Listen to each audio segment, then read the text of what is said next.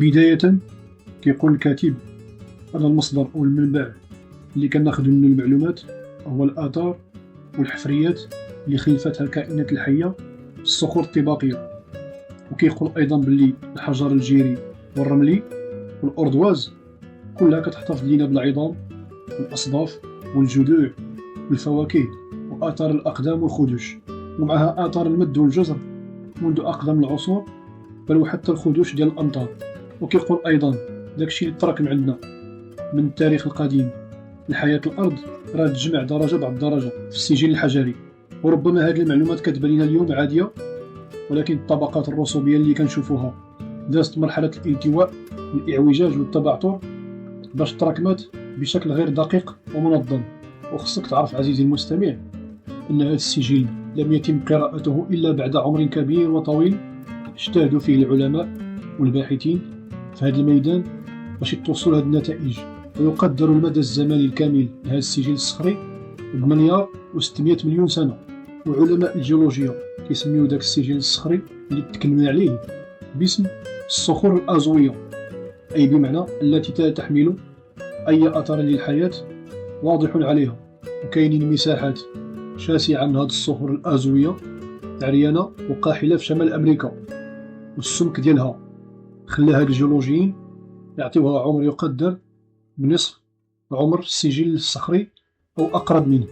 كيكرر الكاتب على المسامع ديالنا واحد الحقيقة مهمة أفادها، أن نصف الحقبة الزمنية العظمى اللي دازت عندما بدأ الغطاء المائي والغطاء النباتي أي الغطاء الأرضي كينفصلوا ما خلاش أدنى إشارة على أي أثر الحياة. وفعلا كاينة آثار ديال خدوش الأمطار أو عوامل طبيعية أخرى، ولكن ما كايناش شي حاجة كتدل على أي كائن حي.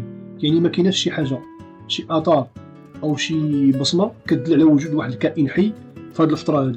إلا طلعنا في درجات السجل الصخري اللي ذكرنا من قبل غادي تبان لنا علامات الحياة كتزايد.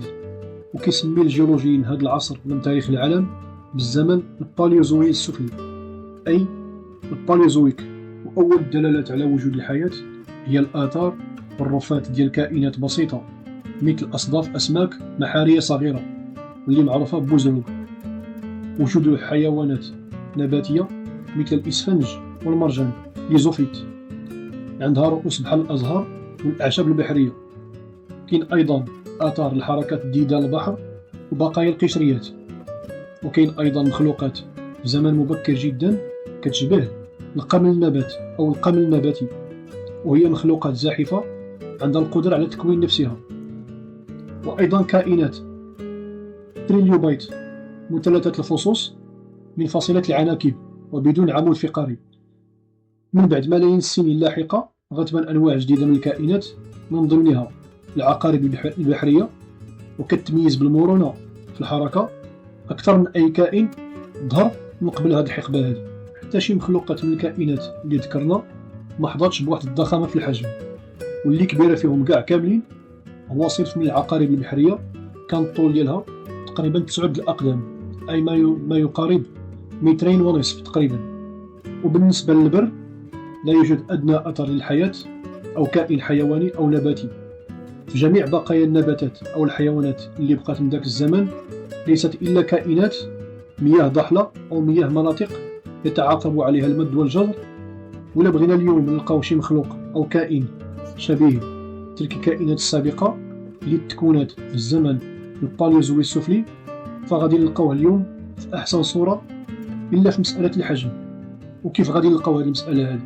وملي طرحنا السؤال ديال كيفاش مثلا اليوم نلقاو شي مخلوق شبيه بالمخلوقات اللي دازت في ذاك الزمن الساحق، وطرحنا هذا السؤال اللي هو كيفاش غادي نلقاو هذا المخلوق هذا اليوم على الشاكلة ديال المخلوقات اللي كانت في الزمن الساحق. هنا كيقول الكاتب خصنا ناخذ قطرة ديال الماء من واحد البركة راكدة في شي بلاصة معزولة باردة ومتعفنة ونتفحصوها تحت الميكروسكوب. آنذاك غادي نحصلوا على شبيهات لتلك الكائنات اللي كانت أكبر حجما في ذاك الزمن الجيولوجي الساحق واللي ظهرت فيه بداية الحياة على كوكب الأرض.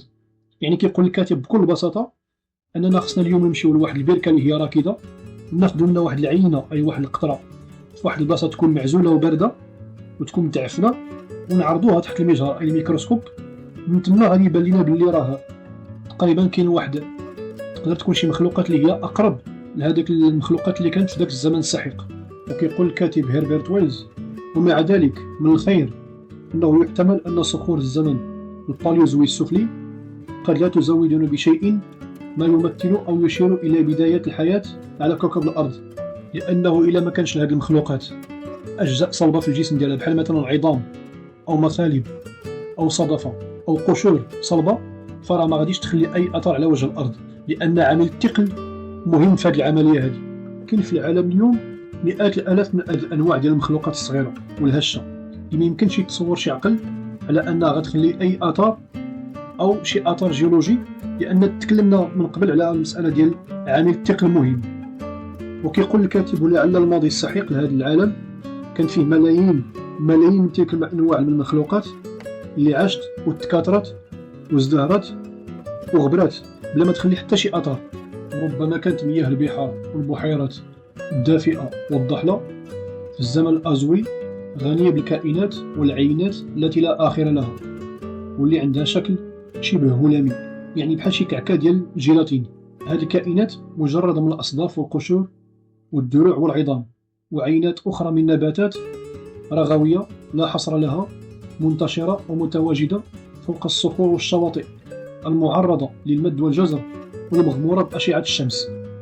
والسجل الصخري اللي كنتكلموا عليه في هذا الدرس مازال موصل لدرجة الكمال، بحال شي دفتر من الدفاتر أو الشيكات اللي ما كتضبطش المعطيات. باش يمكن شي كائن يطبع الآثار ديالو على هذا السجل لابد وأن يكون صدفة أو قشرة أو شوكة أو جدار. يعني تكلمنا على مسألة ديال الثقل كيعطي واحد الامكانيه لذاك الكائن باش يخلي واحد الاثار فوق الارض. احيانا يمكن نوجدوا جرافيت، اي حجر الجرافيت في بعض الصخور اللي العصر ديالها سابق على الاثار ديال تلك الحفريات، بحيث ان بعض العلماء الثقات كيشوفوا ان هذا الجرافيت انفصلت المركبات ديالو بفعل نشاط حيوي لكائنات مجهوله. اذا هذا باختصار جل ما جاء في هذا الفصل من الكتاب، يعني معطيات واضحه. خليك معي عزيزي المستمع في الفيديو الجاي إن شاء الله، وتحياتي لكم.